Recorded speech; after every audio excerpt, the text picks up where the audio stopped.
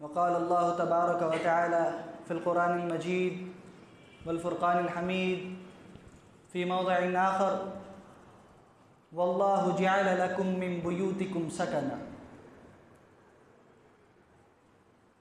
تمام قسم کی تعریف و توصیف، کبریائی و بڑائی، حمد و ثنا، مدح و ستائش اس وحدہ لا شریک خالق کائنات مالک ارض و سما کے لیے لائق و سزاوار ہے، جس نے ہمیں اس دنیائے فانی کے اندر پیدا کیا اور پیدا کرنے کے بعد یوں ہی بھٹکتا پھرتا درندوں کے مانند نہیں چھوڑا، بلکہ ہماری رشد و ہدایت کے لیے، ہمیں صراط مستقیم پر گامزن کرنے کے لیے، ہمیں سیدھا راستہ دکھلانے کے لیے کم و بیش 1,24,000 انبیاء کرام کو اس دار فانی کے اندر مبعوث فرمایا۔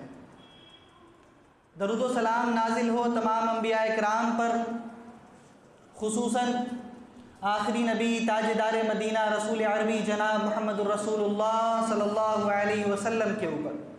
اللہم صلی علی محمد وعلی آل محمد کما صلیت علی ابراہیم وعلی آل ابراہیم انک حمید مجید۔ اللہم بارک علی محمد وعلی آل محمد کما بارکت علی ابراہیم وعلی آل ابراہیم انک حمید مجید۔ اللہم ارنا الحق حقا وارزقنا اتباعه وارنا الباطل باطلا وارزقنا اجتنابه۔ اللہم زدنا ولا تنقصنا واکرمنا ولا تہنا وآتنا ولا تحرمنا وآصرنا ولا تنصر علینا وارضنا وارض عنا یا رب العالمین، آمین۔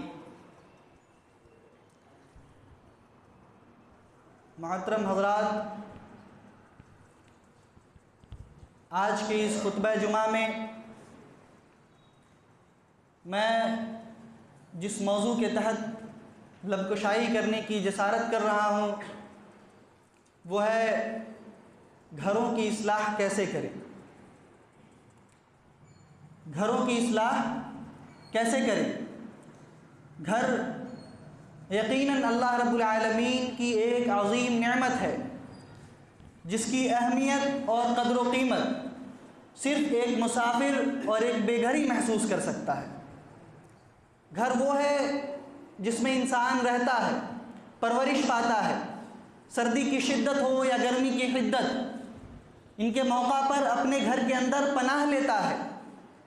جب باہر سے کام کر کے، کھیل کود کر، جو بھی کر کے تھکان سے آتا ہے تو اپنے گھر پہنچ کر راحت محسوس کرتا ہے۔ گھر، جب گھر کے افراد مل کر کے جو ایک گھرانہ تشکیل دیتے ہیں، یعنی زوجین، والدین، بھائی بہن، یہ اس گھر کی سعادت و خوشی کی بنیاد ہیں۔ اگر یہ درست رہیں تو ایک چھوٹا سا جھونپڑا بھی جنت نما ہو جاتا ہے، لیکن اگر ان میں بگاڑ پیدا ہو جائے تو اونچا اور عالیشان محل بھی جہنم نما معلوم ہوتا ہے۔ اس لیے جب ایک گھر کی اصلاح ہو جائے تو پورے قوم و ملت کی اصلاح کرنی چاہیے، کیونکہ گھروں سے ہی محلے، بستیاں، ملک و ملت وجود میں آتے ہیں۔ تو جب ایک گھر کی اصلاح ممکن ہے تو اس سے پوری قوم و ملت کی، ملک و ملت کی اصلاح ممکن ہے۔ جیسا کہ اللہ رب العالمین کا فرمان ہے: یا ایھا الذین آمنوا قوا انفسکم واہلیکم نارا وقودھا الناس والحجارہ اعدت للکافرین۔ اے ایمان والو، تم اپنے آپ کو اور اپنے اہل و عیال کو جہنم کی آگ سے بچاؤ، جس کا ایندھن انسان اور پتھر ہوں گے، اور وہ کافروں کا بڑا ہی برا ٹھکانہ ہے۔ یہ آیت اس لحاظ سے بھی اہم ہے، اس لحاظ سے بھی اہمیت کی حامل ہے کہ اس کے اندر مومنین کے لیے اللہ رب العالمین نے ایک ہدایت دی ہے کہ ایک مومن شخص کو یہ ہدایت دی گئی ہے کہ وہ اپنے آپ کو اور اپنے اہل و عیال کو جہنم کی آگ سے بچائے، ان کی اصلاح کرے۔ ظاہر ہے کہ جہنم سے بچ جانا اور جنت نصیب ہو جانا، اس سے بڑی کامیابی اور کچھ ہو ہی نہیں سکتی۔ اور جنت پا لینا یہ اللہ رب العالمین کی عبادت، نبی صلی اللہ علیہ وسلم کی اطاعت کے اوپر منحصر ہے۔ مومنین کے لیے آیت بہت ہی واضح ہے کہ اگر ہم اللہ رب العالمین کی عبادت کرتے ہیں، احکام الہی کو بجا لاتے ہیں، نبی صلی اللہ علیہ وسلم کی اطاعت کرتے ہیں، اس کے فرامین کو مانتے ہیں، گناہوں سے بچتے ہیں، معاصیت سے کتراتے ہیں، اس سے پرہیز کرتے ہیں، اجتناب کرتے ہیں، تو اللہ رب العالمین ہمیں جنت دے گا، اور اس سے بڑی کامیابی اور کچھ ہو ہی نہیں سکتی۔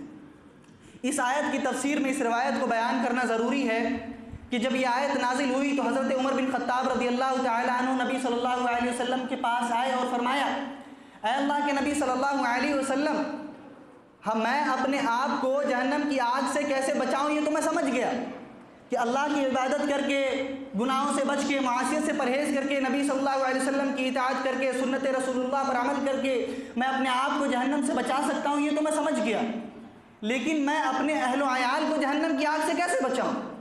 یہ سوال تھا حضرت عمر بن خطاب کا۔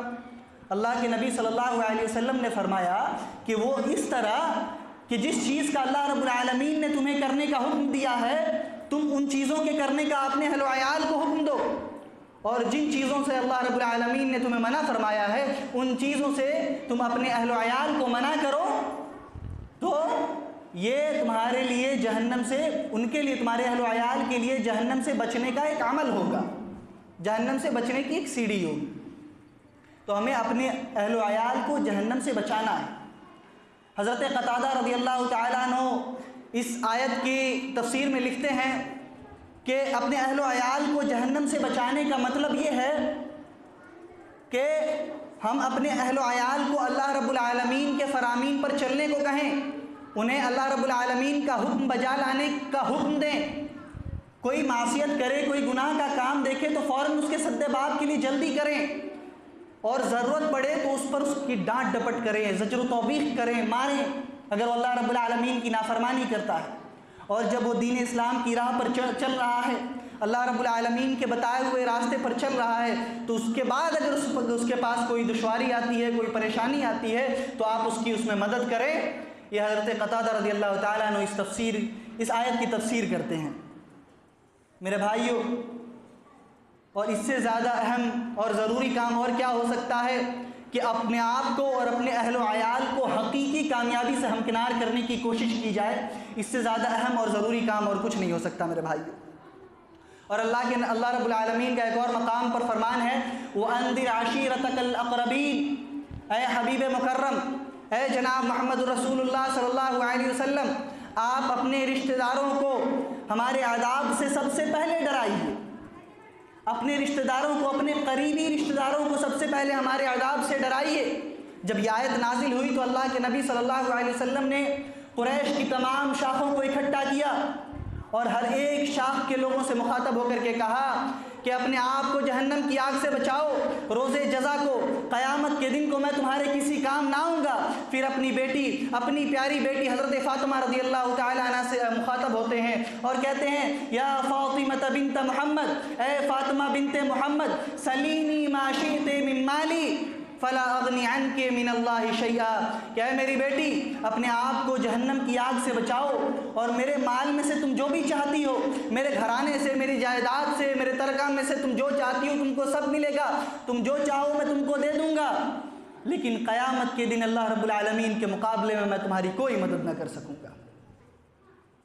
میرے بھائیو، ذرا غور کریں کہ جب اللہ کے نبی صلی اللہ علیہ وسلم، جو اللہ رب العالمین کو سب سے زیادہ پیارے ہیں اس دنیا میں، وہ حبیب ہیں اللہ رب العالمین کے، جب ان کی قیامت کے دن اپنی پیاری بیٹی کے معاملے میں وہ کچھ نہ کر سکیں گے، تو پھر ہم اور آپ کس کھیت کی مولی؟ ہمیں تو بدرجہ اولا اپنی گناہوں کی فکر ہونی چاہیے، ہمیں اللہ رب العالمین کی عبادت کرنی چاہیے۔ تو میرے بھائیوں، آئیے میں چند نکات بیان کیے دیتا ہوں جس کے ذریعے ہم اپنے گھر کی اصلاح کر سکتے ہیں۔ اسلام کے اندر نماز کو جتنی اہمیت حاصل ہے، نماز کو جو مقام حاصل ہے، وہ کسی اور عبادت کو حاصل نہیں ہے۔ بندہ جب لا الہ الا اللہ محمد الرسول اللہ کی شہادت دیتا ہے، گواہی دیتا ہے، تو اس کے بعد جو اس کے اوپر سب سے پہلی چیز جو اس کے اوپر فرض کی جاتی ہے وہ ہے نماز۔ جو سب سے پہلی عبادت جو اس کے اوپر فرض کی جاتی ہے وہ ہے نماز۔ اسلام کی 5 بنیاد ہیں، اسلام کی بنیاد 5 چیزوں پر ہے۔ بنی الاسلام علی 5 شہادت لا الہ الا اللہ وان محمدا عبدہ ورسولہ واقام الصلاۃ وایتاء الزکاۃ وحج البیت وصوم رمضان۔ اسلام کی بنیاد 5 چیزوں پر ہے۔ اس بات کی گواہی دینا کہ اللہ کے سوا کوئی معبود برحق نہیں اور محمد رسول اللہ صلی اللہ علیہ وسلم اس کے بندے اور رسول ہیں۔ نماز قائم کرنا، زکوٰۃ دینا، حج کرنا، رمضان کے روزے رکھنا۔ اگر آپ کے پاس زکوٰۃ دینے کی طاقت نہیں ہے نہ دیں، اگر حج کرنے کی استطاعت نہیں ہے نہ کریں، اگر بیمار ہیں، کوئی شرعی عذر ہے، روزہ نہیں رکھ سکتے ہیں نہ رکھیں، لیکن جب بات آتی ہے نماز کی تو آپ کو پڑھنا ہی پڑھنا ہے۔ اگر کھڑے ہو کر نہیں پڑھ سکتے تو بیٹھ کر پڑھیے، بیٹھ کر نہیں پڑھ سکتے تو لیٹ کر پڑھیے، سو کر پڑھیے، اگر سو کر بھی نہیں پڑھ سکتے تو اشارے سے پڑھیے، المہم آپ کو پڑھنا ہی پڑھنا ہے۔ اللہ رب العالمین کا فرمان ہے وَأْمُرْ أَهْلَكَ بِالصَّلَاةِ وَاصْطَبِرْ عَلَيْهَا۔ اے جناب محمد رسول اللہ، آپ اپنے اہل و عیال کو نماز کا حکم دیجئے اور خود بھی اس پر ڈٹے رہیے۔ تو میرے بھائیو، جس عبادت کی اتنی زیادہ تاکید اللہ رب العالمین نے اس کے پیارے حبیب نے ذکر کی ہے، بیان کی ہے، اگر ہم اور ہمارے گھر والے، ہمارے اہل و عیال اگر ہم اس عبادت سے دور رہتے ہیں، اس عبادت سے محروم رہتے ہیں، غافل رہتے ہیں، تو پھر ہمارے گھروں میں سکون کیسے آئے گا میرے بھائیو؟ اللہ کے نبی صلی اللہ علیہ وسلم کا فرمان ہے صلوا فی بیوتکم ولا تتخذوها قبورا، کہ اپنے گھروں میں نماز پڑھا کرو اور اپنے گھروں کو قبرستان نہ بناؤ۔ اس سے پتہ چلا کہ جس گھر میں نماز نہیں پڑھی جاتی وہ گھر قبرستان کے مانند ہے اور اس کے افراد مردوں کی طرح ہیں اور مردوں کو سکون کی ضرورت نہیں پڑتی۔ اس لیے میرے بھائیو، اگر آپ زندہ ہیں، اگر آپ سکون چاہتے ہیں تو اللہ رب العالمین کی عبادت کریں، اپنے گھروں میں اللہ رب العالمین کی عبادت کریں، نماز پڑھیں۔ اور نماز، آج کل لوگ سکون پیسوں میں ڈھونڈتے ہیں، آج پورا معاشرہ پیسوں کے پیچھے دوڑ رہا ہے، پوری انسانیت پیسوں کے پیچھے دوڑ رہی ہے اور اس قدر بھاگی جا رہی ہے، انہیں لگتا ہے کہ سکون پیسوں میں ملے گا۔ اللہ کے نبی صلی اللہ علیہ وسلم کا فرمان ہے فَمَن تَرَكَهَا فَقَدْ كَفَرَ، جس نے نماز کو جان بوجھ کر کے چھوڑا گویا اس نے کفر کیا۔ تو نماز جب تک ہم نہیں پڑھیں گے ہمیں سکون نہیں ملے گا۔ اللہ رب العالمین کا فرمان ہے الا بذکر اللہ تطمئن القلوب، خبردار سن لو، دلوں کو سکون، دلوں کو اطمینان اللہ رب العالمین کے ذکر سے ملتا ہے، اللہ رب العالمین کو یاد کرنے سے دل سکون پاتے ہیں۔ تو میرے بھائیوں، اگر آپ سکون چاہتے ہیں، اطمینان چاہتے ہیں تو آپ نماز پڑھیں۔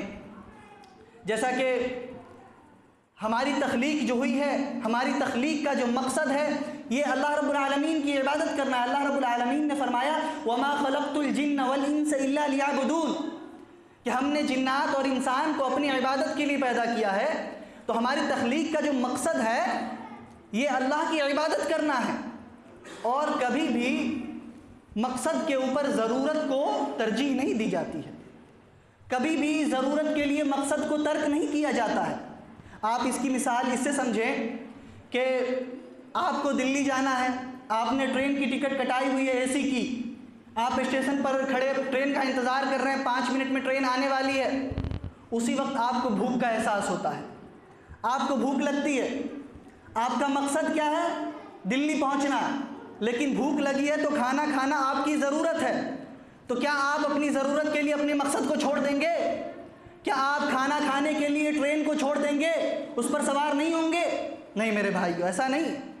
آپ بھوک کو چھوڑ دیں گے، آپ ضرورت کو چھوڑ دیں گے، لیکن جو آپ کا مقصد ہے دلی پہنچنا، آپ اس کے لیے ٹرین پر سوار ہو کر ہی رہیں گے۔ تو میرے بھائیو، اللہ رب العالمین نے جو ہماری تخلیق کا مقصد بتایا ہے وہ ہے اللہ کی عبادت کرنا، نماز پڑھنا۔ تو جب یہ ہم آج کل ہم کماتے ہیں، یہ کمانا ہماری ضرورت ہے، اولاد کو پالنا ہماری ضرورت ہے، اولاد کی تربیت کرنا ہمارے لیے ضروری ہے، اہل و عیال کی خواہشات پوری کرنا ہمارے لیے ضروری ہے، کھیلنا ہمارے لیے ضروری ہے، یہ ساری چیزیں ہماری ضروریات میں آتی ہیں، لیکن مقصد کیا ہے؟ اللہ رب العالمین کی عبادت کرنا۔ تو کبھی بھی اللہ رب العالمین کی عبادت کو ترک کر کے اپنی ضروریات کو پوری نہیں کرنی چاہیے، بلکہ اپنی ضروریات کو کنارے رکھ کر کے پہلے اپنی مقصد تخلیق جو ہے ہماری، اس کی طرف چلنا چاہیے میرے بھائیوں۔ آپ اس کی ایک مثال ایسے لیجئے کہ حضرت ابوبکر صدیق رضی اللہ تعالیٰ عنہ نے اپنے صاحبزادے کا نکاح مدینہ کی سب سے خوبصورت لڑکی کے ساتھ کر دی۔ مدینہ کی سب سے حسین و جمیل عورت تھی، لوگ رشک کیا کرتے تھے، لوگوں کی خواہش ہوا کرتی تھی ان سے شادی کرنے کی، ان سے نکاح کرنے کی خواہش ہوا کرتی تھی لوگوں کو۔ ان کا نکاح کن سے ہوا؟ عبداللہ بن ابوبکر رضی اللہ تعالیٰ عنہ سے۔ جب ان کا نکاح ہوا تو عبداللہ بن ابوبکر رضی اللہ تعالیٰ عنہ کی نماز میں کوتاہی ہونے لگی۔ اس کے بعد وہ نماز میں تھوڑا لیٹ آنے لگے، کبھی 1 رکعت کبھی 2 رکعت ان سے چھوٹ جایا کرتی تھی۔ حضرت ابوبکر صدیق رضی اللہ تعالیٰ عنہ نے دیکھا کہ نہیں، میرا بیٹا تو مقصد سے ہٹ رہا ہے، پٹری سے اتر رہا ہے۔ اپنے بیٹے کو سمجھایا کہ میرے بیٹے، یہ تمہاری نئی شادی ہے، یہ دنیاوی ضرورت ہے تمہاری، لیکن جو ہماری تخلیق کا مقصد ہے اللہ رب العالمین کی عبادت کرنا، میں دیکھ رہا ہوں کہ تم نماز میں لیٹ آ رہے ہو، نماز میں جلدی آنے کی کوشش کرو۔ اپنے بیٹے کو سمجھایا، 1-2 دن صحیح چلا، پھر وہی معاملہ۔ اس کے بعد پھر ایسا ہوا کہ آپ کی نمازیں چھوٹ جایا کرتی تھی، نمازیں قضا ہو جایا کرتی تھی۔ کبھی 1 ٹائم کی نماز چھوٹ گئی، 2 ٹائم کی نماز چھوٹ گئی، آپ نے بعد میں آ کر کے قضا کی۔ حضرت ابوبکر صدیق رضی اللہ تعالیٰ عنہ نے اپنے بیٹے سے کہا کہ اے میرے بیٹے، تم اس کو طلاق دے دو، تم اپنی بیوی کو طلاق دے دو، اور عبداللہ بن ابوبکر رضی اللہ تعالیٰ عنہ نے اپنی بیوی کو طلاق دے دیا۔ آخر کیوں دیا؟ کیونکہ وہ اللہ رب العالمین کی عبادت میں ان سے خلل پڑ رہی تھی، ان سے اللہ رب العالمین کی عبادت میں کوتاہی ہو رہی تھی، تو انہوں نے اپنی بیوی کو طلاق دے دیا میرے بھائیوں۔ تو اس طریقے سے انہوں نے اپنے مقصد کو نہیں بھولا، اپنے مقصد کو واپس سے پا لیا۔ تو ہمارا جو مقصد ہے، ہماری جو تخلیق کا مقصد ہے، وہ یہ ہے کہ ہم اللہ رب العالمین کی عبادت کریں۔ تو ہمیں چاہیے کہ ہم اللہ کی عبادت کریں، اور اللہ کی عبادت کرنے سے، نماز پڑھنے سے ہمیں سکون ملے گا میرے بھائیوں۔ اور دوسری چیز جس کے کرنے سے ہمیں سکون ملے گا، یہ اولاد کی تربیت۔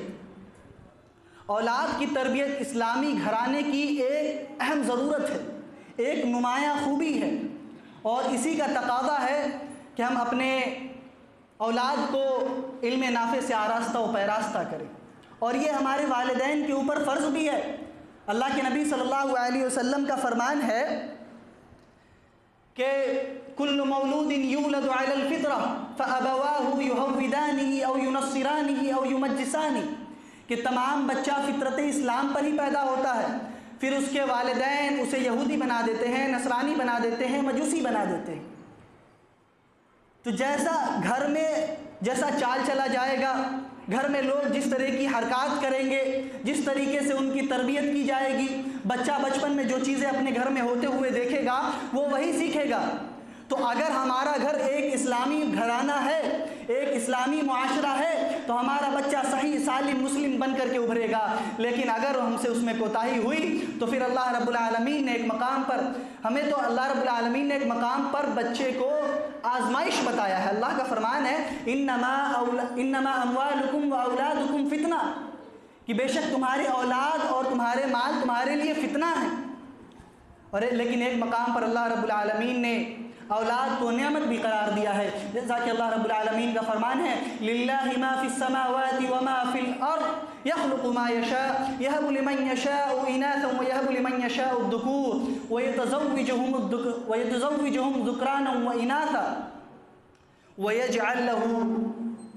ویجعل من یشاء عقیما، کہ آسمان و زمین کی بادشاہت اللہ رب العالمین کے لیے ہی ہے۔ وہ جسے چاہے بیٹیاں عطا کرتا ہے، جسے چاہے بیٹا عطا کرتا ہے، جسے چاہے بیٹے اور بیٹیاں دونوں عطا کرتا ہے، اور جسے چاہے بانجھ بنا دیتا ہے۔ تو یہاں پر اللہ رب العالمین نے اولاد کو بطور نعمت ذکر کیا ہے، ایک مقام پر اللہ رب العالمین نے اولاد کو بطور دشمن ذکر کیا ہے۔ اللہ کا فرمان ہے یا ایھا الذین آمنوا انما ازواجکم واولادکم عدو لکم، اے ایمان والو، بے شک تمہاری بیویاں اور تمہارے اولاد تمہارے لیے دشمن ہیں۔ تو یہ کیسے ہے کہ کبھی ہمارے لیے نعمت ہے، کبھی آزمائش ہے، کبھی دشمن ہے؟ یہ کیسے ہیں؟ یہ سب ہمارے اوپر ہے میرے بھائیوں، یہ سب ہماری پرورش اور ہماری تربیت کے نتیجے میں یہ معاملہ نکلے گا میرے بھائیوں۔ جیسا کہ اگر ہم اپنے بچوں کی تربیت ایسے کرتے ہیں کہ وہ اللہ رب العالمین کی عبادت کرے، اللہ رب العالمین کے فرامین کو بجا لائے، نبی صلی اللہ علیہ وسلم کی سنت پر عمل کرے، تو یہ ہمارے لیے نعمت ہے۔ لیکن اگر ہم سے اس میں کوتاہی ہوئی تو ہمارے لیے آزمائش بھی بنیں گے، اور زیادہ کوتاہی ہوتی ہے تو بڑے ہو کر کے وہ ہمارے دشمن بھی بن سکتے ہیں میرے بھائیوں۔ اس لیے ہمیں چاہیے کہ ہم اپنے بچوں کی اچھی تربیت کریں، اور بچوں کی تربیت میں جو سب سے اہم چیز ہے، جو سب سے ضروری چیز ہے، وہ ہے تعلیم۔ آج والدین نے تعلیم کو معاش کا ذریعہ بنا لیا ہے۔ وہ یہ سوچتے ہیں، ان کی سوچ اور فکر یہ ہے کہ ہمارا بچہ پڑھے گا تو کمائے گا، اگر نہیں کمائے گا، اگر نہیں کمانا ہے، انہیں جاب نہیں کرنا ہے تو اس کو پڑھنے کی ضرورت نہیں ہے۔ وہ 20 سال 25 سال 30 سال تک آوارہ گردی کرے گا، گھومے گا پھرے گا، موج مستی کرے گا، اور اس کے بعد ایک عمر آئے گی تو پھر اپنے باپ کے کاروبار میں لگ جائے گا، اپنے باپ کے بزنس میں لگ جائے گا۔ لیکن وہ یہ نہیں سوچتے کہ اگر ہمارا بچہ پڑھے گا تو اس کو بات کرنے کا سلیقہ آئے گا، بڑوں کے ساتھ گفتگو کرنے کے آداب پتہ ہوں گے، علماء کی عزت کرے گا، ماں باپ دوست بھائی بہن پڑوسی رشتہ دار تمام لوگوں کے حقوق کی ادائیگی کرے گا، پھر اللہ رب العالمین کا محبوب بندہ بن جائے گا۔ ہمیں اپنے بچوں کی تربیت کرنی چاہیے، لیکن افسوس آج جب ہم مسلم معاشرہ پر ایک طائرانہ نظر ڈالتے ہیں تو ہمیں پتہ چلتا ہے کہ مسلم معاشرہ اپنے بچوں کی تربیت میں بہت بے توجہی برتتے ہیں۔ اولاد کیسی ہونی چاہیے؟ اللہ کے نبی صلی اللہ علیہ وسلم کا فرمان ہے، اذا مات الانسان انقطع عنہ عملہ، جب انسان مر جاتا ہے تو اس سے اس کا عمل منقطع ہو جاتا ہے، الا من ثلاث، سوائے تین چیزوں کے، الا من صدقۃ جاریۃ او علم ينتفع به او ولد صالح يدعو له، ایک صدقہ جاریہ، دوسرا نفع بخش علم کہ اس کے مرنے کے بعد بھی کوئی کتابیں لکھ دیا تو لوگ اس کے علم سے فائدہ اٹھا رہے ہیں، اور نمبر 3 ایسی اولاد جو اس کے لیے دعا کرے۔ تو ہمیں اپنے اولاد کو اس قابل بنانا ہوگا کہ جب ہم مر جائیں، ہماری گناہیں زیادہ ہو، ہمارے ثواب کم ہو، جب ہمیں سزا مل رہی ہو، قبر کے اندر عذاب دیا جا رہا ہو، تو ہمیں اپنی اولاد کو اس قابل بنانا ہوگا کہ وہ ہمارے لیے دعائے مغفرت کرے، وہ ایسے کام کرے کہ اس کے ایک اچھے کام کرنے کا ثواب ہم تک پہنچے، ہمارے گناہ گھٹے، ہمارے ثواب میں اضافہ ہو۔ ہمیں اپنے بچوں کی تربیت اس لحاظ سے کرنی ہوگی میرے بھائیوں، اور اگر ہم اپنے بچوں کی صحیح تربیت نہیں کرتے ہیں تو کل قیامت کے دن اللہ رب العالمین جب ہم سے پوچھے گا تو ہم کیا جواب دیں گے میرے بھائیوں؟ تو اولاد کی تربیت کرنے سے گھروں میں سکون رہتا ہے۔ اور نمبر تین نکاح میں جلدی کرنا، نکاح میں پہل کرنا، اور دیندار عورت کو تلاش کرنا۔ جب ہماری اولاد ایک عمر کو پہنچ جائے تو اس کا نکاح کر دینا چاہیے۔ اللہ کے نبی صلی اللہ علیہ وسلم کا فرمان ہے، وَانكِحُوا الْأَيَامَ مِنكُمْ، تم میں سے جو بھی مرد ہوں یا عورت جو اس مقام کو پہنچ گئے ہیں تو تم ان کی شادی کرا دو، جو غیر شادی شدہ ہیں ان کی شادی کرا دو۔ ایک حدیث کے اندر اللہ کے نبی صلی اللہ علیہ وسلم نے شادی کی طرف رغبت دلائی ہے اور اس کے فوائد کو بھی بیان کیا ہے۔ فرمایا، یا معاشر الشباب من استطاع منکم الباءۃ فلیتزوج، اے نوجوانوں کی جماعت، تم میں سے جس کے پاس باقی طاقت ہے تو چاہیے کہ تم نکاح کر لو، فلیتزوج، چاہیے کہ نکاح کر لو۔ فائدہ کیا ہوگا؟ فإنه أغض للبصر، نگاہیں پست ہو جائیں گی، دوسری عورتوں کی طرف گردش نہیں کریں گی۔ دوسرا فائدہ کیا ہوگا؟ وأحسن للفرج، شرمگاہ کی حفاظت ہوگی، گناہ کبیرہ سے محفوظ رہو گے، زنا جیسی قبیح گناہ سے محفوظ رہو گے۔ تو اللہ کے نبی صلی اللہ علیہ وسلم نے تو نکاح کرنے کی رغبت دلائی ہے۔ اب سوال یہ پیدا ہوتا ہے کہ ہم کیسی عورت سے شادی کریں، کیسی عورت سے شادی کریں کہ ہمارے گھر میں سکون آئے؟ تو اللہ کے نبی صلی اللہ علیہ وسلم کی حدیث ہے، تنکح المرأة لأربع، لمالها ولحسبها ولجمالها ولدینها، کہ عورتوں سے 4 چیزوں کی وجہ سے شادی کی جاتی ہے۔ لمالها، اس کے مال کی وجہ سے، لحسبها، اس کے حسب و نسب کی وجہ سے، ولجمالها، اس کی خوبصورتی کی وجہ سے، ولدینها، اور اس کی دینداری کی وجہ سے۔ پھر اللہ کے نبی صلی اللہ علیہ وسلم نے فرمایا، فاظفر بذات الدین تربت یداک، تم لوگ دین کو، دینداری کو ترجیح دو، تمہارے ناک خاک آلود ہو۔ تو اگر ہمارے گھروں میں سکون چاہیے، ہمیں اگر اطمینان چاہیے، ہمیں اپنا آرام چاہیے اپنے گھروں میں، تو ہمیں چاہیے کہ ہم اپنے بیٹوں کے لیے ایک دیندار عورت تلاش کریں۔ میرے بھائیوں، اللہ کے نبی صلی اللہ علیہ وسلم نے فرمایا کہ ایسی عورت کہ مطلب جو اپنے شوہر کے اخروی معاملے میں فائدہ پہنچائے، یعنی شوہر شادی سے پہلے بے نمازی تھا، شادی کے بعد نمازی بن جائے، شادی سے پہلے چہرے پر داڑھی نہیں، گناہوں میں ہر وقت ملوث، شادی کے بعد گناہ ترک کر دے، اللہ رب العالمین کی عبادت کی طرف آ جائے، اگر ایسی کوئی عورت ہے تو اللہ کے نبی صلی اللہ علیہ وسلم کا فرمان ہے ایسی عورت سونا اور چاندی سے بہتر ہے۔ میرے بھائیوں، وقت اجازت نہیں دیتا، میں یہیں سے اپنی تقریر کو ختم کرتا ہوں۔ اخیر میں اللہ رب العالمین سے دعا ہے کہ اللہ رب العالمین ہم تمام لوگوں کو وہ سارے کام جس سے اللہ رب العالمین نے گھروں میں سکون حاصل کرنے کے بتائے ہیں وہ سارے اعمال کرنے کی توفیق دے، ہمیں نماز پڑھنے کی توفیق دے، ہمیں 5 وقتہ نماز ادا کرنے کی توفیق دے، ہمیں رمضان کے روزے رکھنے کی توفیق دے۔ یا اللہ ہمارے جتنے بھی مسلمان بھائی پریشان حال ہیں، یا اللہ تو ان کی پریشانی کو دور کر دے، ہمارے جتنے بھی مسلمان بھائی بیمار ہیں، یا اللہ تو انہیں شفاء کاملہ و عاجلہ عطا فرما۔